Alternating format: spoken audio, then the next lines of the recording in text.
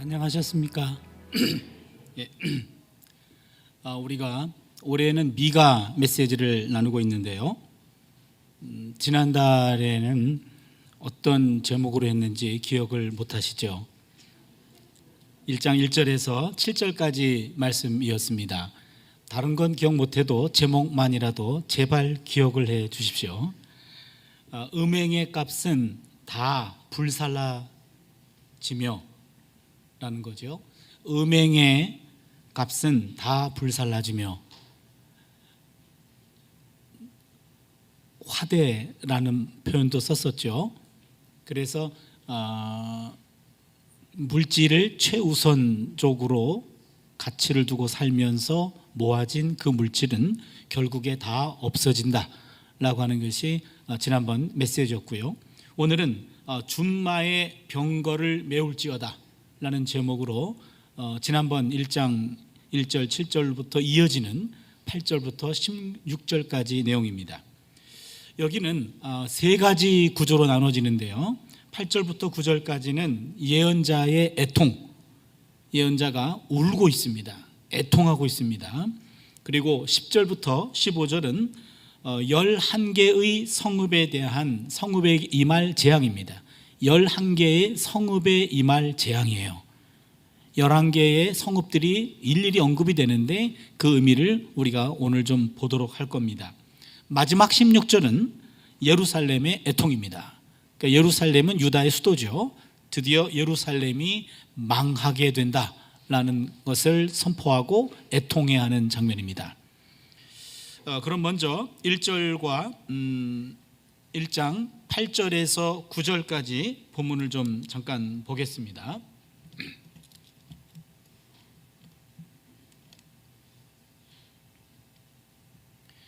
이러므로 내가 애통하며 애곡하고 벌거벗은 몸으로 행하며 들개같이 애곡하고 타조같이 애통하리니 이는 그 상처는 고칠 수 없고 그것이 유다까지도 이르고 내 백성의 성문 곧 예루살렘에도 미쳤습니다. 여기 8절을 보시면요, 미가가, 나는 미가입니다. 이러므로 내가 애통하고 애곡하고 벌거벗은 몸으로 행하며 들개같이 애곡하고 타조같이 애통한다. 미가 자신이 애통하는 마음을 공개적으로 표현하고 있습니다. 보통 애통은 개인적인 일인데 구약 성경에서는 이 애통을 공개적으로도 이렇게 표현하기도 하며 또한 벌거벗은 몸으로 이렇게 다니기도 합니다. 이런 것들은 포로로 끌려가는 사람들의 모습을 보여주는 거죠. 일종의 상징 행동이다 라고 말할 수 있습니다. 말로만 해서는 자극이 되지 않기 때문에 울고 그리고 애통하며 애곡하며 벗은 몸으로 퍼포먼스 비슷하게 그렇게 하는 겁니다. 그리고 특별히 들개와 타조가 언급되는 것은 들개하고 타조가 애곡하는 소리가 사람들이 애곡하는 소리와 거의 비슷한 소리를 내기 때문에 보통은 들개같이 애곡하고 타조같이 애통한다 라는 표현을 구약시대에는 많이 쓰곤 합니다. 지금 예언자가 애통하고 있는데 이런 행동은 애곡하는 자의 애통이면서 동시에 동족들의 운명을 미리 보여주는 상징 행동이기도 합니다. 앞으로 우리 민족이 이런 애통의 상황을 맞이하게 될 것입니다 라고 하는 거죠. 미가는 이스라엘과 유다의 운명에 대해서 애곡하고 있습니다. 북이스라엘과 남유다의 운명에 대해서 통곡하고 있는데 예언자는 이스라엘의 대표로서 그들이 겪게 될 고난을 자신이 겪게 될 것과 동일시하고 있어요. 지금 미가는 남유다 사람입니다. 그런데 북왕국이 지금 분리되어 있는데 북왕국의 멸망에 대해서도 애통하고 남왕국의 멸망에 대해서도 애통하고 있습니다. 예언자는 청중과 자신을 구분하지 않습니다. 예언자와 청중은 하나가 됩니다. 여러분 망합니다. 그게 아니라 우리는 망합니다예요. 우리는 망합니다. 첫 단어가 이러므로 라고 되어 있는데 이러므로 라고 하는 말은 앞절에 있었던 1절부터 7절까지 내용과 연결되어 있습니다.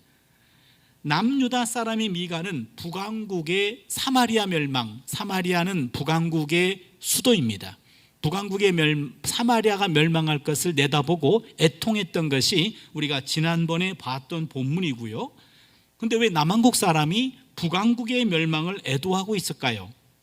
비록 두 나라는 나뉘어 있었지만 그들은 한 분 야훼 하나님을 믿는 동족이었습니다. 예언자의 마음에는 북쪽과 남쪽이 하나의 민족입니다. 한 국가라는 통일 의식이 있었던 것으로 보입니다. 이거는 이 세상의 유일한 분단 국가인 한반도에 사는 우리에게도 남과 북이 하나다라고 하는 이런 사상을, 이런 사실을 놓치지 말 것을 다시 한번 일깨워 주는 본문일 수도 있습니다. 미가는 북왕국 사마리아의 멸망을 남의 나라 일로 생각하지 않았습니다. 같은 하나님을 믿는 동족이란 점도 중요하지만 사마리아 멸망은 곧 예루살렘의 임할 멸망의 전조이고 본보기이기 때문에 더 슬퍼했던 겁니다. 미가의 애통은 이중적인 고통에서 온 겁니다. 첫 번째는 사마리아의 멸망에 대한 고통이었어요. 두 번째는 예루살렘 멸망에 대한 고통입니다. 사마리아가 멸망하면 그 다음 타깃은 예루살렘이다, 이것을 내다봤던 겁니다. 구절을 보시면 이는 그 상처는 고칠 수 없고 그것이 유다까지도 이르고 내 백성의 성문 곧 예루살렘에도 미쳤습니다. 여기 보시면 미가가 애곡하는 이유가 언급됩니다.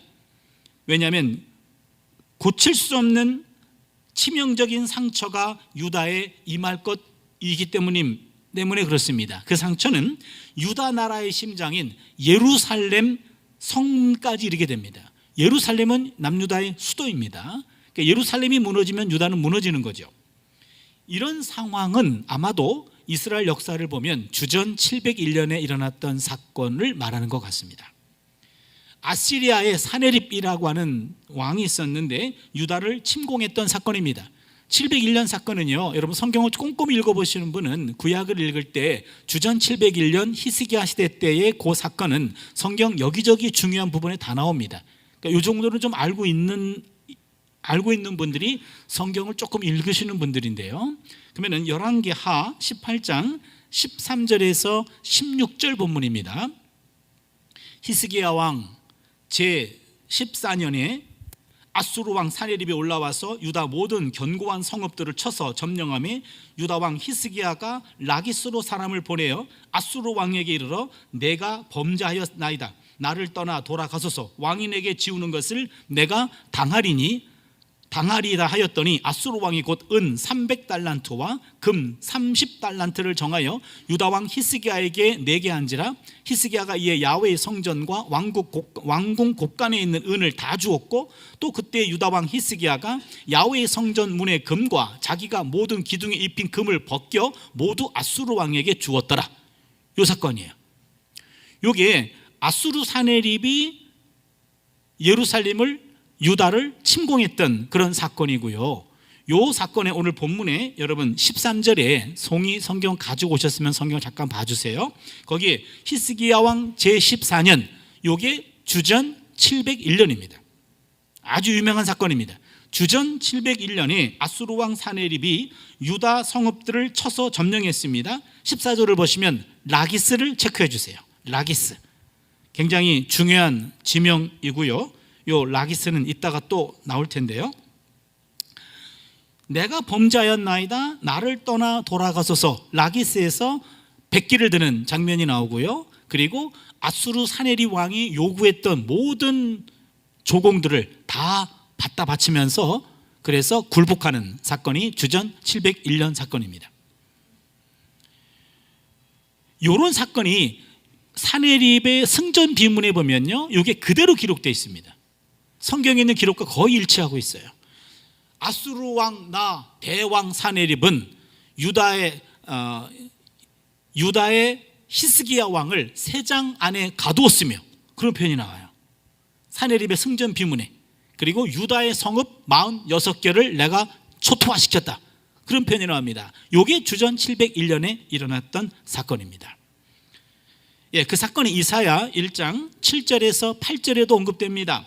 너희 땅은 황폐하였고 너희의 성읍들은 불에 탔고 너희 토지는 너희 목전에서 이방인에게 삼켜졌으며 이방인에게 파괴됨같이 황폐하였고 딸 시온은 포도원의 망대같이 참외밭의 원두막같이 에워싸인 성읍같이 겨우 남았도다. 여기 7절에 보시면 너희 성읍, 요게 46개의 유다 성읍입니다. 또한 너희 목전에서 이방인에게 삼켜졌으며, 여기 이방인은 누굴까요? 예, 지금 못 따라오고 있네요. 지금 여기 이방인은 누구죠? 아시리아. 예, 아시리아 사네립이 대군을 이끌고 쳐들어온 겁니다. 그 이방인 아수르 대왕에게 삼켜졌습니다. 그리고 딸 시온은 포도원의 망대같이 참외밭의 원두막같이 에워싸인 성읍같이 겨우 남았도다. 그려집니까? 예루살렘이 이렇게 완전 포위된 상태입니다. 예루살렘만 남았어요. 이 당시 유다가 가장 위기의 시대였습니다. 모든 성읍들은 다 초토화되었고 예루살렘 하나만 남았어요. 예루살렘 하나만 간신히 건진 사건이 주전 701년 사건입니다. 그 이후로는 이제는 유다는 예루살렘 국가가 됐어요. 예루살렘 하나만 있는 국가가 됐습니다. 그게 701년 사건입니다. 아주 유명한 사건이에요. 722년에 북왕국은 사마리아는 망했습니다.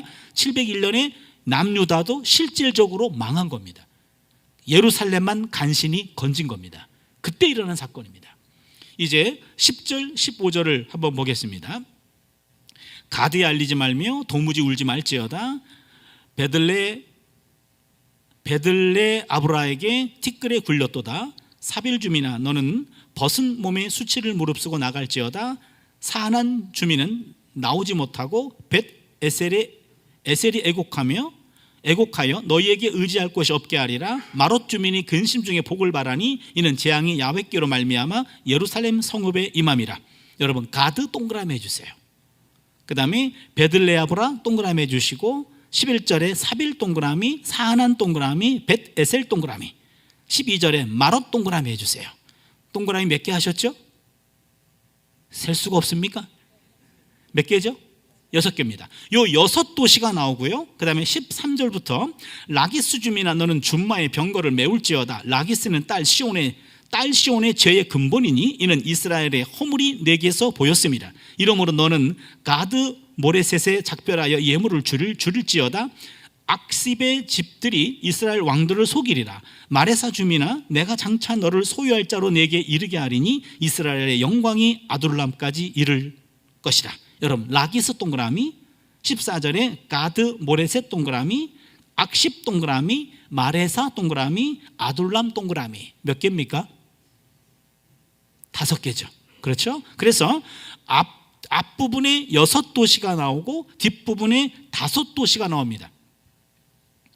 여기 나와 있는 내용들은요 이해하기가 어려워요.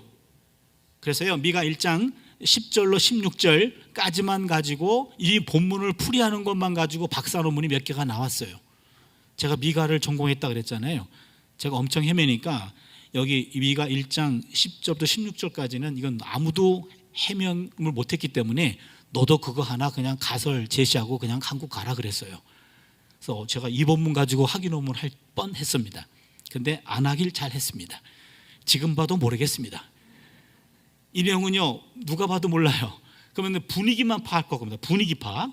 무슨 얘기냐면 10절부터 15절까지 갓부터 가드죠. 10절에 가드부터 15절에 아둘람까지 나오는데 11성읍이 나오는데요. 여기 보시면 10절부터 12절까지는 6개 성읍이 나옵니다. 아까 동그라미 했죠. 가드, 베들레아브라, 사빌, 사난, 벳에셀, 마롯. 이 가운데 가드하고 사남을 제외하면 나머지 성읍들은 구약성경 어디에도 등장하지 않아요. 없는 지명이에요. 그렇다면 없는 지명이라고 없다고 말할 수는 없겠죠. 그래서 미가가 활동하던 시대에 분명히 존재했고 바로 이 지대가 사네립이 침공했던 도시로 보입니다. 46개의 성읍을 초토화시켰다 그러는데 그 중에 요 성읍들이 포함된 것 같아요. 그때 초토화돼 가지고 사라져버린 도시들이죠. 동시에 13절부터 15절을 보시면 또 다른 5개 성읍이 나옵니다. 라기스, 가드모레셋, 악십, 마레사, 아둘람. 여러분 여기서 생각나는 도시 하나라도 있습니까? 예, 뭐요? 라기스. 아까 봤던 라기스. 또 아둘람. 예. 아둘람 정도는 기억해야죠. 아둘람에 누가 계셨죠? 모르셨군요. 아둘람의 다윗. 그렇죠? 다윗과 그 당시 사회에 적응하지 못했던 사람들이 다 모여서 아둘람 동굴에 있었죠. 그렇죠? 그래서 그 아둘람 동굴에서 아마도 사울이 다윗이 거기서 사람이 됐던 것 같아요. 적응하지 못한 이런 사회에 부적응아들 한 400명 정도에서 거기서 두목이었거든요. 그러니 얼마나 힘들었겠습니까? 거기서 리더십을 배웠어요. 그 아둘람입니다. 예, 그렇다면 여기 있는 요 라기스, 가드모레셋, 악십, 마레사, 아둘람은 확인이 가능해요. 특징이 뭐냐면 예루살렘에 근접한 지역입니다. 여기 있는 성읍이 무너지면 다음 타깃은 예루살렘입니다. 그렇다면 12절 본문 보겠습니다. 마롯 주민이 근심 중에 복을 바라니 이는 재앙이 야훼께로 말미암아 예루살렘 성문에 임함이라. 여기 보니까 중요한 두 포인트가 나옵니다. 첫 번째, 사네립의 침공은 하나님의 심판이었다라는 거예요. 사네립의 침공은 하나님의 심판이었다. 두 번째는 핵심 타켓은 11성읍이 아니라 예루살렘 성문입니다. 결국에 예루살렘을 치기 위해서 나머지 성읍들을 다 무력화시키고 초토화시킨 겁니다. 여러분 지금 지정학적인 이해가 좀 부족할 텐데요. 예루살렘은 주전 700m 이상이나 되는 산지 꼭대기에 지어진 성이에요. 그렇기 때문에 이방 사람들이 쳐들어올 때 예루살렘으로 즉각 쳐들어올 수가 없습니다. 산을 타야 되기 때문에. 그래서 군대를 이끌고 와서 이쪽에 있는 지금 팔레스타인 가자지구, 이쪽이 해안지구입니다. 해안지구는 평지예요. 해안지구부터 쳐요. 그 다음에 해안지구에서 이제는 예루살렘으로 올라가는데 이거를 400m 되는 구름지대가 있습니다. 이 구름지대에 성읍들을 쌓아요. 이 중에 가장 마지막 성읍이 라기스 성읍이에요. 그렇기 때문에 이쪽에 팔레스타인 지역에 다 공략하고 그 다음에는 구름 지역으로 올라갑니다. 올라가서 라기스를 함락하면 그 다음은 예루살렘이에요. 이 지형을 우리가 이해한다면 이 전쟁은 하나님의 심판입니다 라는 게 미가의 해석입니다. 이방 침략자가 침공했어요. 사네립이 하나님을 알기 때문에 그런 건 아닙니다. 하나님은 당신을 모르는 사람들도 하나님의 심판의 도구로 사용하십니다. 그 사람이 하나님 몰라요. 자신은 그냥 정치적인 책략으로 그 일을 했어요. 그러나 그 이면에는 하나님이 그것을 이용해서 하나님의 심판의 도구로 사용하시기도 합니다. 고레스라고 하는 페르시아 왕도 그랬죠. 하나님 몰라요. 모르는데 하나님은 고레스를 사용하십니다. 동시에 여기 보시면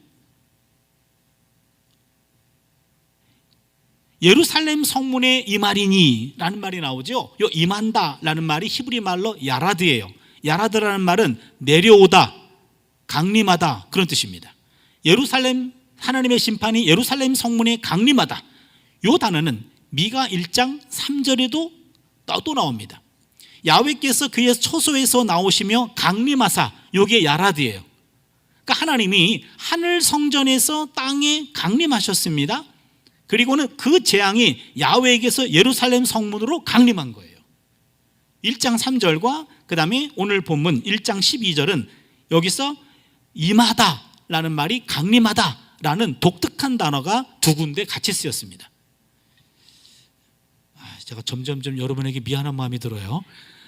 조금만 참아주세요. 수위를 조절해야 될 것 같아요. 지금 상태가 별로 안 좋은 것 같아서요. 오늘 내가 이거 들으러 왔나 뭐 그런 표정이라 좀 수위를 조절하겠습니다. 아무튼 하나님이 1장 3절에서 하늘 성소에서 강림하셨어요. 그 다음에 다시 예루살렘 성문으로 강림하셨어요. 하나님이 심판의 자세로. 오늘 본문이 바로 그거를 얘기하고 있습니다. 예언자의 눈에는 세계에서 일어나는 모든 사건의 이면에 하나님이 조종하고 계십니다 라는 것을 보고 있어요. 이게 우리가 예언자에게서 배워야 될 대목이죠. 일상적으로 일어나는 세계 역사 속에서 과연 하나님은 어떤 뜻을 보고 어떤 뜻을 갖고 계시는가, 그 하나님의 뜻을 예언자는 여기서 포착하고 있습니다. 따라서 오늘 우리도 우리가 경험하는 이런 일 속에서 항상 우리는 묻습니다. 하나님의 섭리를, 하나님의 뜻을. 그렇다면 거대한 역사뿐만 아니라 내가 경험하는 일상 속에서도, 내 삶 속에서도 하나님은 섭리를 갖고 우리 삶 속에 찾아와 주시는 줄로 믿습니다. 하나님의 역사하심과 하나님의 활동하심을 깊이 묵상할 때 그 안에서 하나님의 마음과 하나님의 뜻을 깨닫게 될 줄로 믿습니다. 13절입니다. 라기스 주민아, 너는 줌마의 병거를 메울지어다. 라기스는 딸 시온의 죄의 근본이니 이는 이스라엘 허물이 내게서 보였음이니라. 오늘 본문의 13절이 핵심입니다. 아까 라기스를 얘기했죠. 라기스 무너지면 그 다음 어디라고요? 예루살렘입니다. 그런데 오늘 본문을 보면 라기스 줌이나 전차에 말을 매라 라는 지시를 말합니다. 이거는 전쟁용 군마를 말합니다. 전쟁용 군마, 전쟁을 준비하라, 이런 얘기인데요. 솔로몬 시대의 군사력을 묘사하는 대목에서도 군마가 많이 언급돼요. 여러분, 군마라고 하는 것은 단순한 그냥 군대에서 키운 말 이 정도가 아니라, 그 당시에 군마라고 한다면 오늘의 군사력으로 본다면은 탱크 한 마리에 해당하는, 탱크가 한 마리가 말이 안 되네. 탱크 한 대. 그래서 군마, 아주 무장한 군마, 큰 군마를 타고 그 다음에는 포병이 칼을 들고 있다, 창을 들고 있다. 상대가 안 되는 거예요. 말발구로 밟아도 되는 거고요, 긴 창으로 찔러도 되는 거고, 상대가 되지 않아요. 군마 하나가 엄청난 군사력입니다. 그런데 그 군마가 굉장히 많았어요. 솔로몬 시대에 특히 많았습니다. 솔로몬 왕상 4장 26절 이하를 보시면 솔로몬의 병거의 말, 외양간이 4만이요 마병이 12,000명이며 그 지방 장관들은 각각 자기의 맡은 달에 솔로몬 왕과 왕의 상에 참여하는 모든 자를 위하여 먹을 것을 공급하여 부족함이 없게 하였으며, 또 그들이 자기 직무를 따라 말과 준마에 먹일 보리와 꼴을 그 말들이 있는 곳으로 가져왔더라. 여기 군마가 언급되고 있어요. 군마가 4만이래요. 그러면 탱크가 4만 대가 있는 거죠. 엄청난 파워를 갖고 있는 겁니다. 그러기에 전차에 군마를 매는 것은 임박한 전쟁을 말합니다. 그런데 이제 곧 처참한 공포의 전쟁을 대비해야 된다라는 말인데요, 여기 본문에서 잘 보셔야 돼요. 지금 미가가 전쟁을 준비시키는 무장을 촉구하는 게 아닙니다. 여기 보시면 유다의 군국주의를 부추기는 것이 아닙니다. 미가는 단지 임박한 전쟁을 알리기 위해서 라기스 주민들에게 전쟁을 맞을 준비를 하라고 얘기하는 겁니다. 일종의 임박한 재앙을 예고하는 겁니다. 그리고 약간 조롱하는 의미도 있어요. 라기스는 이미 무장한 도시예요. 무장한 도시, 그래 너희들이 그동안 무장했으니까 한번 무기 한번 사용해봐 라면서 지금 곧 전쟁이 임한다 라고 말하는 건데요, 그들에게 승리를 기대하는 것이 아니라 너희들이 준비한 그 많은 무기가 다 쓸모없을 거야, 포로로 압송될 것을 미리 예견하고 있는 거예요. 병거는 고대 군동의 중앙 권력을 유지하기 위해서 설치가 되었습니다. 막대한 비용을 필요로 했어요. 미가는 유다의 수도가 아닌 변방 모레셋 지방 출신입니다. 모레셋은 라기스와 가까워요. 그러게 지금 예루살렘을 보호하기 위해서 지방에 있는 성읍들이 동원된 거예요. 지방에 있는 성읍들이 방패막이가 된 거예요. 예루살렘을 보호하기 위해서 라기스 지역이 지금 군사화돼 가지고 이 지역들을 강화시키기 위해서 많은 지방 사람들이 동원된 거예요. 예루살렘을 위해서. 미가의 고향인 모레셋과 가까운 라기스도 마찬가지입니다. 그래서 라기스가, 국가적으로 봤을 때 라기스가 무너지면 예루살렘 무너지는 건데, 지방 사람들은요 예루살렘과 우리가 상관이 없어요. 그렇죠? 예루살렘 하나 지키기 위해서 지방 사람 다 동원돼 가지고 지금 군사력을 모은 거예요. 그거에 대해서 지금 여기서는 미가는 그것을 비꼬고 있습니다. 예언자들은 하나같이 전차에 대한 신뢰, 무기에 대한 신뢰에 대해서 하나님의 신뢰를 거부하는 행위라고 봤어요. 이사야 31장 1절을 보시면요, 도움을 구하러 애굽으로 내려가는 자들은 화 있을진저.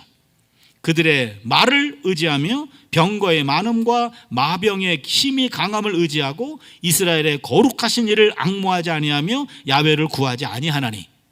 여기 보세요. 지금 국가의 위기 속에서 애굽으로 내려가서 군마를 빌려오는 겁니다. 군수물자를 사오는 거예요. 이런 사람들은 화 있을진저. 병거의 많음과 마병의 힘이 강함을 의지하지 말고 오직 거룩하신 하나님을 의지하라. 하나님을 의지하지 않고 인간의 방법을 강구하는 것, 이것에 대해서 지금 미가는 그걸 거부한 겁니다. 14절을 보시면 이러므로 너는 가드 모레셋에 작별하여 예물을 줄지어다 악십의 집들이 이스라엘 왕들을 속이리라. 여기 너라고 하는 게요, 남성 너로 돼 있어요. 다른 너는 다 여성 너입니다. 왜냐하면 도시를 의인화할 때 도시는 여성으로 받아요. 여기서는 남성 너로 나와 있어요. 너는 누굴까요? 미가입니다. 하나님이 미가에게 말합니다. 야, 너 가드 모레셋. 요 가드 모레셋은요, 번역이 조금 아쉽게 됐어요. 원어를 정확히 번역하면 모레셋 가드예요. 앞뒤가 바뀌었어요. 모레셋 가드. 그러니까 모레셋 지역에 속한 가드라는 지명입니다. 그렇다면 모레셋 가드는 미가의 고향이에요. 미가의 고향에 작별하는 예물을 줄지어다. 무슨 말이냐면 미가에게 말합니다. 네 고향도 망할 거야. 그러니 거기에 작별하는 선물을 주라 라는 명령을 받아요. 또한 악십의 집들이 이스라엘 왕을 속이리라. 이 악십이라고 하는 것은요, 믿을 만한 힘과 부와 그리고 군사력을 갖춘 곳인데 그 기대가 아무런 소용이 없을 거다. 왕들이 속임을 당할 거다 라고 하면서 14절도 성읍의 멸망을 말하고 있습니다. 15절입니다. 마레사 주민아, 내가 장차 너를 소유할 자로 내게 이르게 하리니 이스라엘 영광이 아둘람까지 이룰 것이라. 이스라엘 영광이 아둘람까지 이룰 것이라. 여러분, 아둘람은 다윗이 사울로부터 피신한 장소입니다. 그러게 이스라엘의 영광이 아둘람까지 이룰 것이다 라는 말은 유다의 왕이 피신을 갈 수밖에 없다라는 것을 말합니다. 마지막 16절입니다. 다 끝났습니다. 여러분 얼굴을 펴세요. 16절입니다. 너는 내 기뻐하는 자식으로 인하여 내 머리털을 깎아 대머리 같게 할지어다. 내 머리가 크게 벗어지게 하기를 독수리 같게 할지어다. 이는 그들이 사로잡혀 너를 떠났음이니라. 여기 너는 예루살렘입니다. 예루살렘을 향해서 기뻐하는 자식으로 인해서 세 가지 명령합니다. 첫 번째, 머리털을 깎아라. 두 번째, 대머리 같게 하라. 세 번째, 내 머리가 크게 벗어지게 하라. 이 세 가지입니다. 한마디로 말하면 다 대머리를 만들라 이 말이에요. 그렇죠? 아주 이게 저로서는 상당히 기분 나쁜 표현들입니다. 한 번도 아니고 세 번이나 겨운거포 얘기하고 있어서 상당히 기분이 언짢지만 이거는요, 이건 뭐냐면 지금 예루살렘이 멸망하고 나서 이건 장례식 할 때 머리를 깎거든요. 장례를 준비하라 얘기입니다. 그래서 머리를 깎아라, 대머리 같게 하라, 내 머리를 크게 하라, 독수리 같게 할지어다. 이는 그들이 사로잡혀 너를 떠났습니다. 그 대머리 독수리 있잖아요. 그 독수리입니다. 예, 그래서 머리털을 미는 것은 구약시대의 장례 관습이었기 때문에 나라가 곧 망하기 때문에 너 장례식을 다 준비해야 된다라는 말로 끝납니다. 이는 그들이 사로잡혀 너를 떠났음이니라.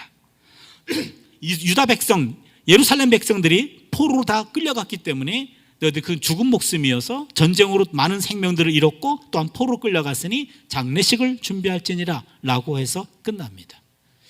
여기까지가 오늘 본문이에요. 그러면 어쩌라고? 그렇죠.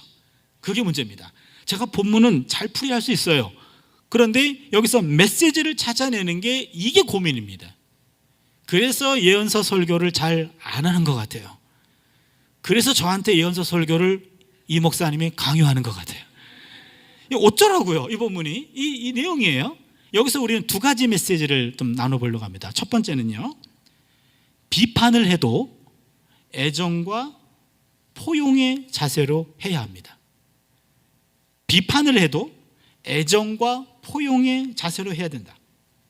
예언자 미가는 동족의 고난을 아주 무심한 방관자의 입장에서 바라보지 않았습니다. 에이구, 너희들 그럴 줄 알았어, 이런 태도가 아니에요. 예언자도 사실상 자기 조국의 파멸에서 제외되지 않습니다. 미가는 1장 14절에서 자기 고향 모레셋 가드의 심판도 선포했어요. 자기 고향도 망한다 라고 선포했습니다. 예언자 자신도 조국의 멸망으로 고난을 당합니다. 예언자 미가의 탄식 속에도 자신이 백성을 위해서 대표적으로 고난당하는 사실을 보여주고 있습니다. 미가는요, 지금 1장 8절에 나왔잖아요. 애통합니다. 애곡합니다. 벌거벗은 몸으로 행합니다. 들개같이 애곡합니다. 타조같이 애통하고 있어요. 이거는 그냥 흉내내는 게 아니고요, 본인이 경험하게 될 것을 미리 보여주면서 같이 아파하고 있는 겁니다. 이 예언자의 고발과 이 애도는 우리에게 교훈을 줍니다. 예언자의 태도에서 배울 바가 있는데, 타인들의 잘못을 지적하는 행위는 상대에 대한 애정과 안타까움, 존중과 배려가 있어야 됩니다. 특히 비판은 애정과 포용에 기초해야 됩니다. 말을 바꾸면 애정과 포용이 없는 비판은 건전한 비판이 아니고 불쾌한 비난에 지나지 않습니다. 비난은 불쾌한 겁니다. 조롱하는 거예요. 비판은요, 어느 정도 기대를 갖고 뭔가를 수정해 주기를 바라는 마음으로 비판하는 겁니다. 제가 2017년이었는데요. 호주에 있는 호주 시드니의 한 대학에서 추천받아가지고 인턴십으로 강의를 하고 근처에 있는 교회에 이렇게 집회를 한 적이 있었는데요. 수업을 들었던 한 분이 그 가족으로 저를 가정에 초청해 주셔서 식사를 나누는데, 그게 남편분이었는데 한 유학생이었고 한 지식인이고 나이도 저보다 조금 많으신 분이었어요. 근데 상당히 깜짝 놀랐어요. 그분이 하시는 말이, 그 당시에 2017년인데요. 한국은 반공 세력이 권력을 지금 쥐고 있다. 한국 좌파들은 다 청소해야 된다. 좌파를 모두 총살시키거나 아니면 그들을 다 이민시켜야 한국은 희망이 있다. 이런 얘기를 하는 거예요. 상당히 조금 불편했어요. 어느 한쪽 편에 서가지고 한국을 진단하는 나름 지식인이에요. 공부도 많이 하신 분이에요. 그래서 그건 인정하게 했는데 그분의 한 발언에 대해서는 조금 심했다라는 생각이 좀 들었어요. 자신이 동의하지 않는 사람에 대해서 제거해야 된다. 다 그냥 총살감이다. 이런 식으로 얘기하는 거는, 이거는 정상적인 기독교인들의 가치관과 태도는 아니었던 것 같았습니다. 상대에 대한 존중과 배려가 없었어요. 다름은 항상 틀린 것은 아니거든요. 다르다고 틀린 것은 아니거든요. 그런데 진보와 보수와 중도, 서로에 대한 존중과 공존을 모색해야 되거든요. 어느 정도 성숙하면은요, 좀 달라도 아이고 그렇게 생각할 수 있지, 난 조금 달라, 서로 인정해 주면 되잖아요. 그거 가지고 상대를 뜯어 고치려고 하지 마세요.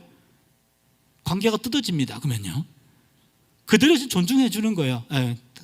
그러십니까? 늘 일관된 생각을 갖고 있군요. 그냥 존중해 주면 됩니다. 자신의 가치관을 폭력적으로 강요하거나 억압하지 말고 서로 다른 다양한 가치관들이 허용되고 또한 공존하는 사회, 그것이 건강하고 그 다음에 건전한 사회입니다. 모든 비판에는요, 애정과 포용이 담겨 있어야 됩니다. 이념, 종교, 가치관이 달라도 공존할 수 있어야 돼요. 여러분, 우리나라 기독교 국가 아니에요. 그렇죠? 타 종교인들과 공존해야 돼요. 서로 비난하거나 상대를 제거하는 거 아니에요. 생각이 다르다, 이념이 다르다, 제거의 대상 아니에요. 공존해야 돼요.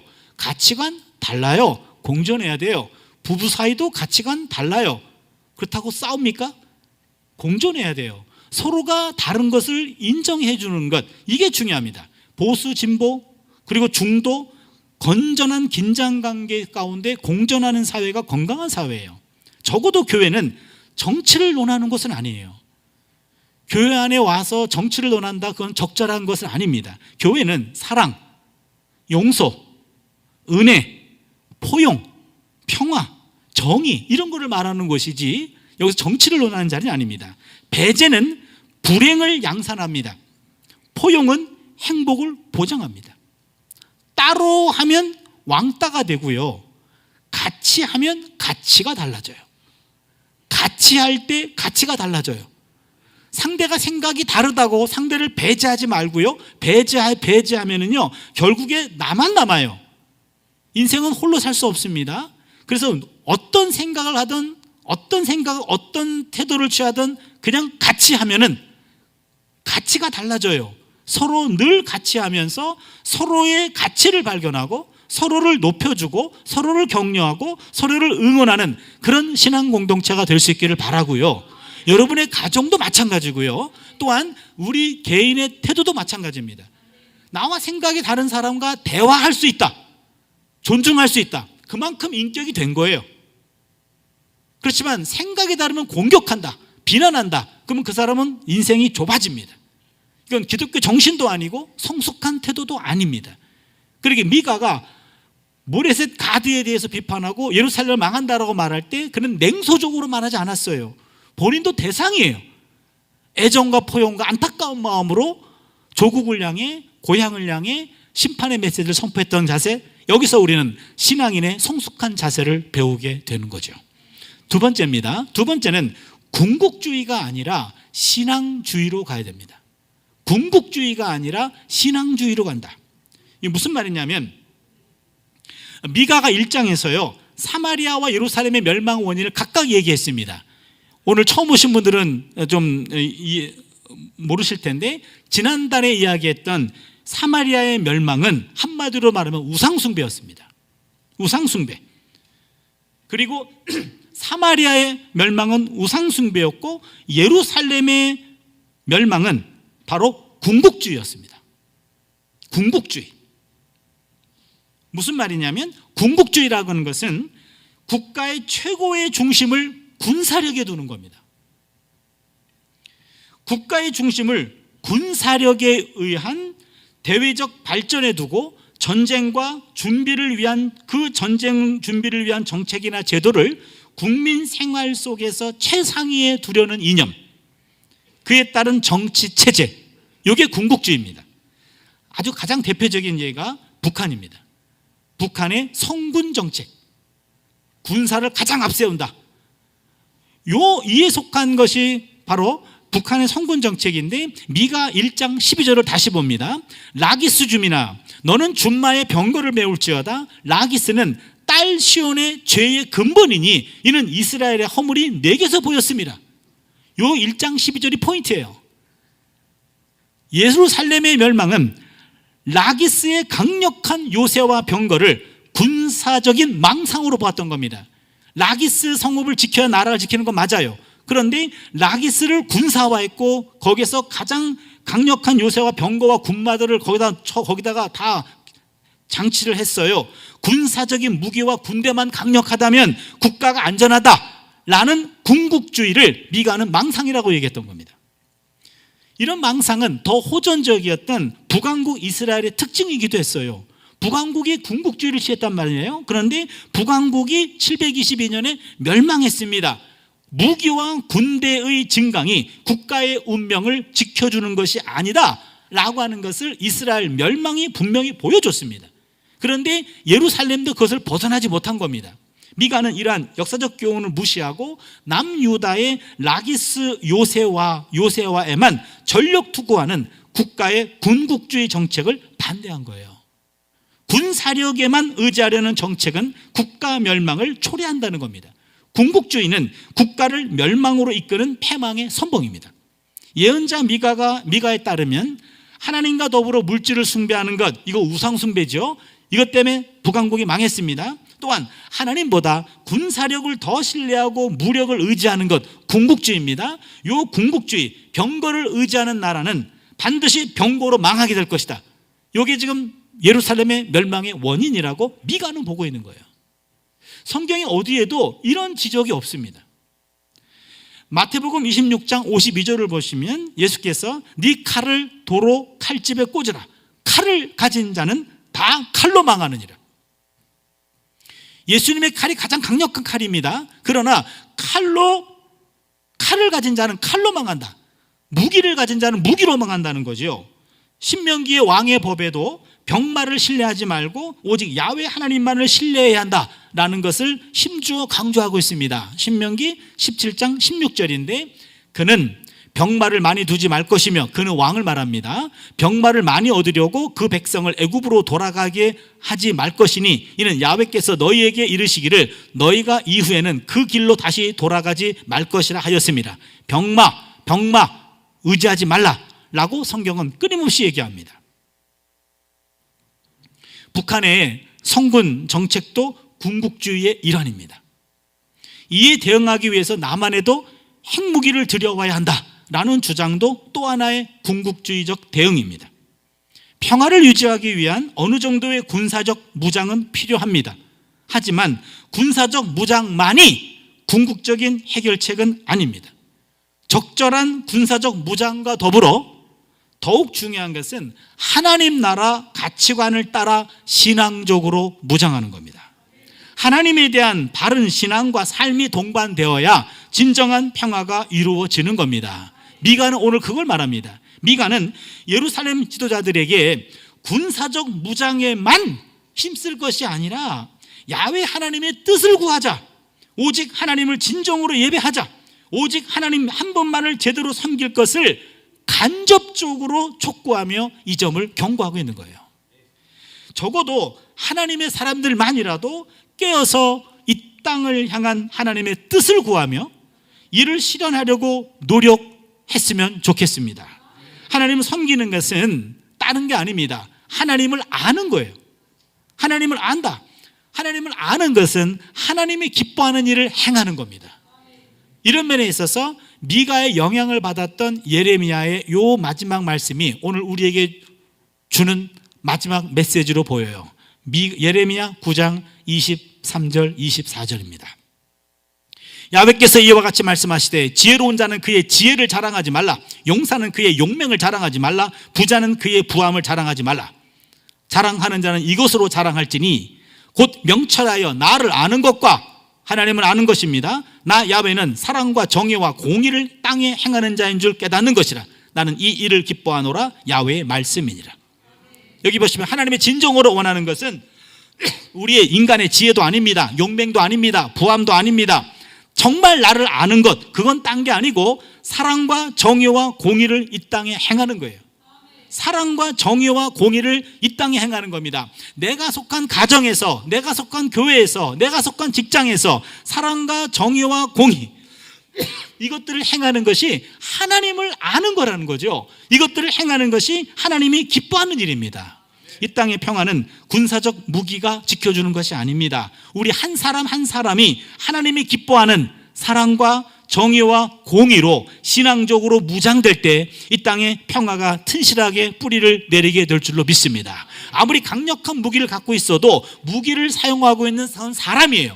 그 사람들의 마음이 서로 붙들어져 서로 한 마음이 되지 못하고 사람의 마음이 왜곡되어 있다면 어떤 강력한 무기도 무기가 아니라 그것은 우리 스스로를 죽이는 무기가 될 수 있어요. 그러게 무기보다 중요한 것은 사람이고 그 사람이 어떤 가치로 무기를 활용할 것인가, 그게 더 중요하죠. 바로 하나님 나라 가치관을 갖고 이 땅에 살아가는 것. 어찌 보면 우리 삶은 영적 전쟁일 수 있습니다. 영적 전쟁에서 커다란 무기만을 가지려고 하지 말고 어떤 정신으로 이 무기를 사용할 것인가. 바로 오늘 예레미야가 우리에게 주시는 사랑과 정의와 공의의 마음을 가지고 살아갈 때 이 땅에 진정한 평화가 조금씩 뿌리를 내리게 될 줄로 믿습니다. 궁극주의적인 삶에서 신앙주의적인 삶으로 전환해서 우리 삶 속에서 신앙적 가치관, 하나님이 기뻐하시는 일, 이 일들을 먼저 취하면서 이 땅의 평화를 조금씩 넓혀갈 수 있는 우리의 삶이 될 수 있기를 바랍니다. 기도합니다.